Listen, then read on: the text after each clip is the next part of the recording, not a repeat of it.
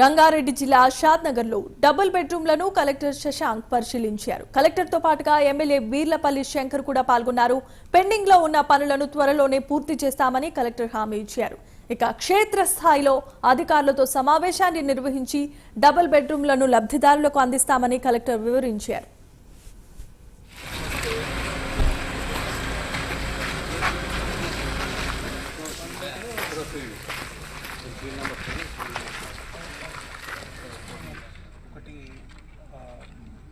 Consult review తీసుకుందాము.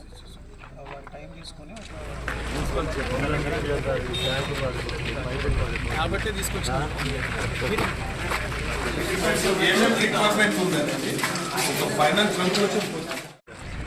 అలాంటి రెడీగా ఎంఆర్ఓ గారు అంతా రెడీ చేసి ఫోటోలు తీసా